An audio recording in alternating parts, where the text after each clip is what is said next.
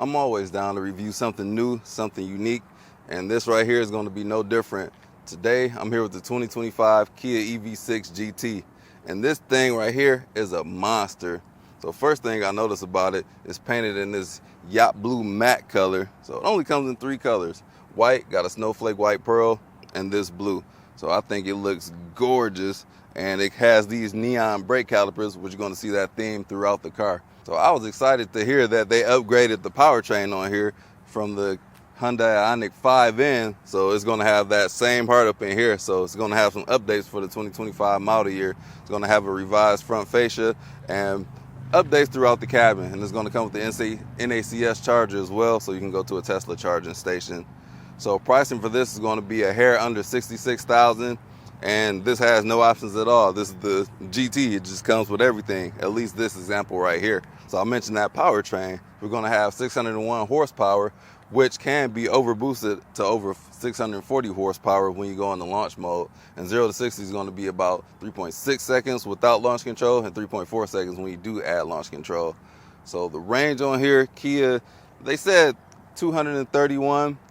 That's about right. I've driven about 170 miles right now, and it says it has about 70 miles left, so I'm going to underestimate that. We have an 84 kilowatt hour battery. The charger is located right here behind this door, so you can charge it in a couple different manners. So if the car was unlocked, let me go slide my hand up here so we can unlock the doors. That'll unlock the charger back here. I want to open this charger door so I can get my charger points going through. So that's power. So we can get this to charge on a 120 volt outlet system, which is your normal house plug. It'll take, I don't know what sounds faster, 3 days or 72 hours to get it fully charged. Or you can go to a 350 kilowatt charging station, DC charging station. It'll go from 10 to 80% in about 18 minutes. I cannot in good conscience call this a front because of the limited space that it does have. But we can put some charging cables, which somebody didn't return. I need to charge this thing. I need those 72 hours to go to full.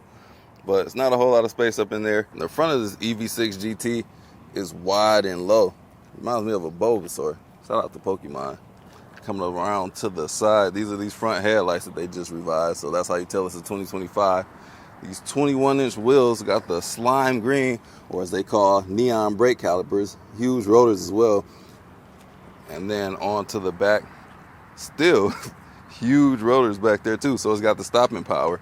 So you know this has sporty intentions. And in the rear, we got this sleek tail light that goes across the trunk. And we do have some designs in the diffuser down low. But popping the rear trunk, as I can in good conscience call it that, tons of space. We got a cargo cover, hide your goods. Got a whole lot of space back here, space behind the backpack. We got this tire mobility kit that kind of velcros down to this carpet. And under this compartment, we have, I don't know, what do we have here? Some Kia goodies, some charging cable wizardry. And then we have our brace down below. I was wondering, like, what the heck? Maybe the charging cable's down here? Nope. Extra rigidity. The rear seats, just pull this handle to open the door. Seats have the neon stitching, neon stripe. Leatherette up top, suede in the middle. Getting into the back, duck your head a little bit because you're going to whack it. And me sitting behind myself, I have about 7 to 8 inches of room. Holy smokes, ain't know it was that much space back here. Surprisingly, we don't have any vents back here, but got 2 USB-C chargers. We do have a suede roof. Got a sunroof up front as well, which is closed due to the extreme sunlight. The sensor armrest, interesting. Well, it's not that interesting, but got a wide open space, or you slide this forward for 2 cup holders. I lied to you about the vents because I looked over to the left, and shout out to Tweet. So we got the vents in the B pillar. Drop a comment, let me know if you understand that Tweet reference. Woo, oh my. But headroom, we got about 3 inches, and heated seats are on the door, along with this other suede and cool looking designs. Also extends down to the Meridian speaker grill. Coming on up to the front. Well, I noticed we got this rattle, but that's the piece of our charger. Where's the rest of you? These seats, these bucket seats, my goodness. Extreme bolstering, mad comfortable, holds you in place because this thing got gobs of torque, about 550 pound-feet of torque. Green stitching, we got black stitching in the center. GT in the midst of the seats. You can put a harness through these holes in the seat. You're gonna have a Very well designed, excellent design. Ergonomics up in here. We have all this airy space down below. You can put a whole lot of anything down there. Put a whole diaper bag down there.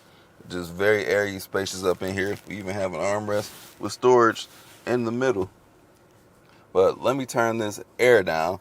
So if you notice, we do have sunlights blocking it. We have a lot of buttons down here, which is kind of touch everything. We don't have many physical knobs. We do have this tune button and the volume button. But going across here, if you want to notice your HVAC controls, you hit this switch right here. It's going to switch to all those climates, which I need to turn the fan down. And if you don't use it for quite some time, it's going to revert back to the natural scene like it just did right there. I don't know if there's an option to keep it to where it stays on that screen. The other Kia products that I have tested, it stays on the HVAC settings if I do that. Ergonomics on here are fantastic. We got our seat controls. We got physical buttons for the ventilated seats, heated steering wheel to turn the car on right here. The gear selector, our camera buttons, parking features, wireless charging pad, which makes your phone hot. I haven't found it very useful. A couple cup holders. What I did notice, though, when you spray the washer fluid, that stuff sprays like on top of the window. It's like spraying over the car. Like, what the heck? It got the side mirrors wet. So that's crazy. I kind of want to get out there and see. Oh my goodness, spraying me up here. Look how high the spray. It goes to the back of the car. Dang. Does it even get the back window? Do we have a wiper back here? No, we don't. We might as well if it's spraying that far back. Me, I'm one of the people that like to crack the sunroof, or moonroof, what they call them these days. But when I open it, it like barely does anything. You can barely see the outside. It's going to be feature rich up in our infotainment screen. Tons of options. We have YouTube as a native app. Entertainment, which I'm not signed up for. Let me go in this setup menu because I want to talk about the vehicle settings in which the drive mode. So we can make it sound like it have an engine up in here. And I'll demonstrate that when we're on the road. So I assume if I'm not in eco mode, we can activate this mode called GVS or VGS, where as before, let me show you. So you see how it shows our miles to empty. We're going to press VGS. It's going to go to an RPM meter, which red lines at like 6.6 RPM. If I hit the pedal,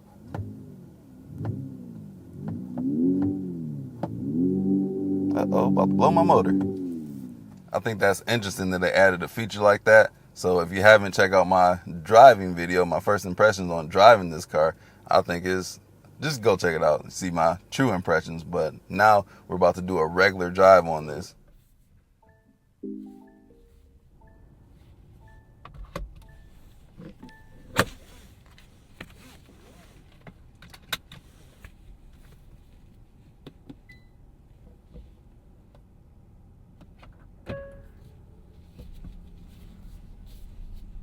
Since they destroyed my moon simulation, we're gonna make our own right here.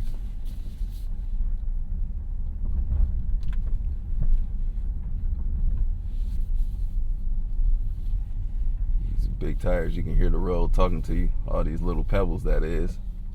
The camera just slightly scraped the ceiling.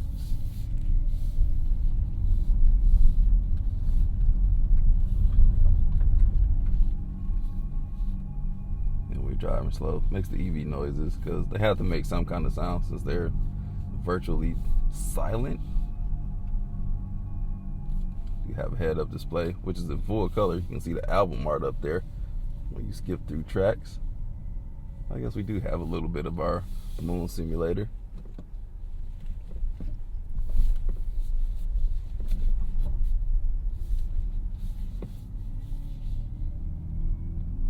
Super quiet on smooth roads. Man, this road used to be so messed up. Oh crap, can I make it through the turning radius? Gotta test that. Thought that was closed. Oops. Go right on back. 360-degree camera. Oh, that was kind of the turning radius right there. Did pretty good. Super clear HD camera. Like, that's gotta be the clearest camera that I've seen in any vehicle.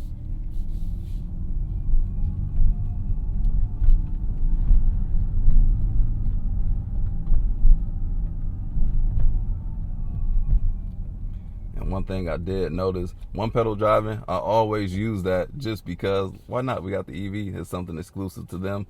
Paddle shifter right there, iPedal stop is activated. It's only going to go up to level 3 if you keep it in the highest setting, which would technically be level 4, but it's going to revert back to level 3. Not sure why I can't stay on level 4. So let me pull over as close as I can to make this work until they get our roads fixed over here. But the camera, it even turns green once you get closer to the curb. Let's see how close we can get. Okay, are we about to hit the curb? I don't know if I want to test that part out.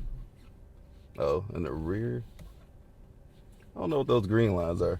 I know it's measuring the curve. Yeah, I thought it was going to measure, like turn red as I got very close to the curve.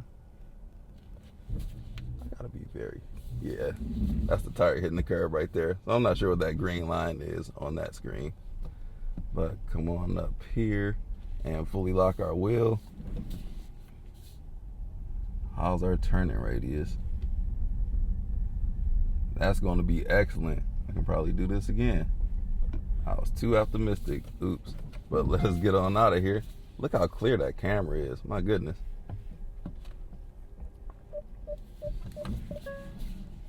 And there's so many features I didn't talk about. If you want to know about more of the features, check out the Hyundai Ioniq 5 that I did review. So that one's going to have more of the same features that this had. So all this was in comfort mode, where it's going to be nice and quiet. Let's see what we're going to do next. So we got the Big Dipper right here. It's only temporary till they finish the road.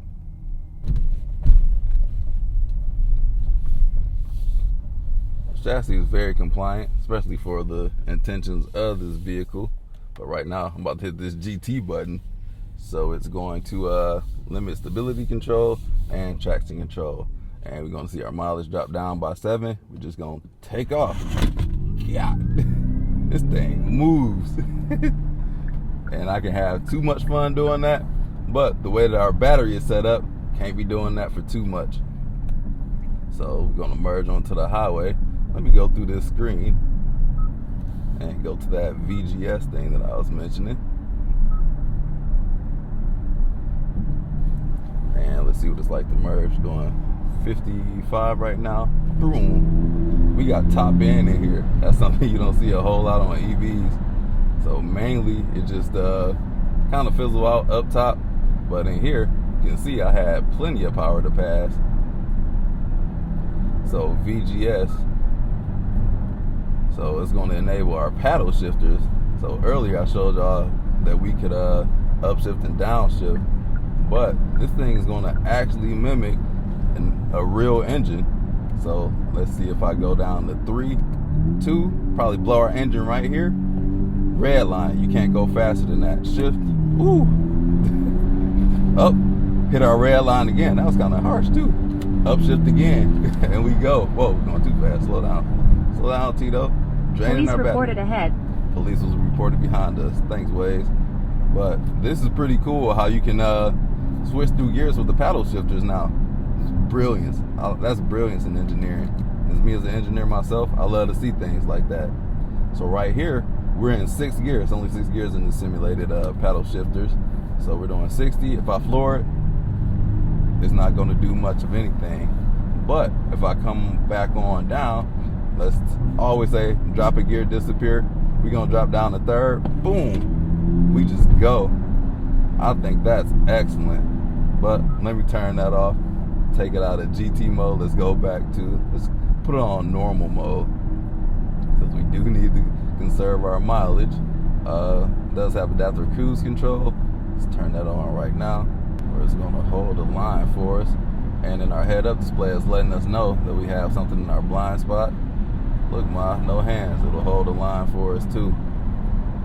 I wonder, will it make a lane change for us? Let me see. No, it just started drifting away. Lane assist canceled. All right, let's try that one more time. Actually, let me slow it down. Let the car in front of us go on up. that to the closest distance. It's got 4 settings.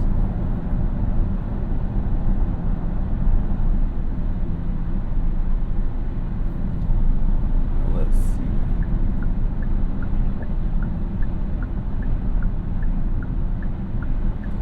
It will make the lane change for us. It told me to keep my hand on the steering wheel. That's slick. So you have the most that you can do in this type of vehicle. So let us get behind this person right here. Oh dang, they got over. So I'm gonna get off the highway.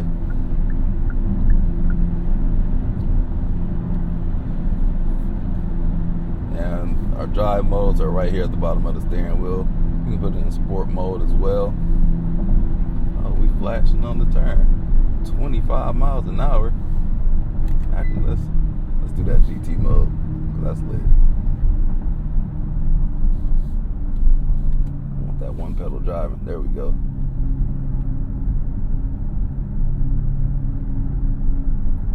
Virtually flat in these curves. And it has a bunch of steering feel. My goodness. This EV is the one for enthusiasts, because they mainly feel very vague.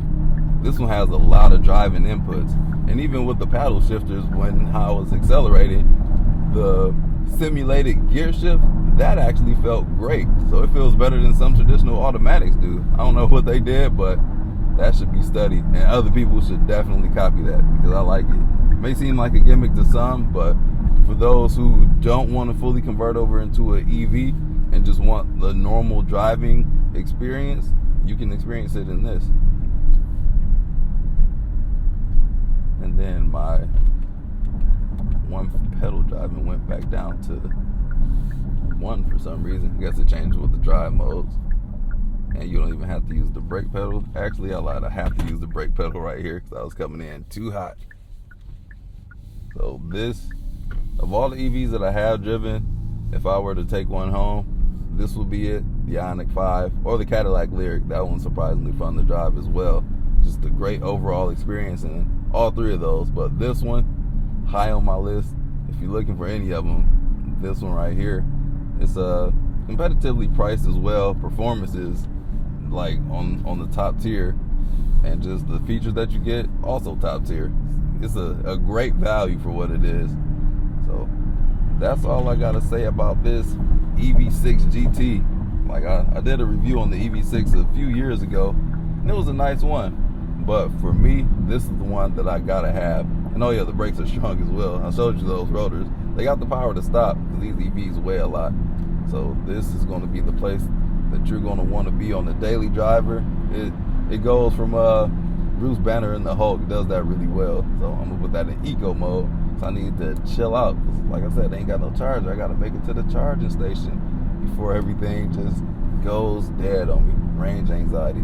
So I can easily make 200 miles on this with a charge. So it's a little bit shy of what they estimated, but I have done some very spirited driving in here, so that's to be expected. But when it came in, it said 270. I'm like, whoa, that's very optimistic. But that's all I'm gonna have to say about this 2025 Kia EV6 GT. If you got any questions, drop a comment, let me know. Let me know your thoughts as well on this. I want to hear that. So you guys remember to drive safe, and I'll catch you in the next video. Peace out.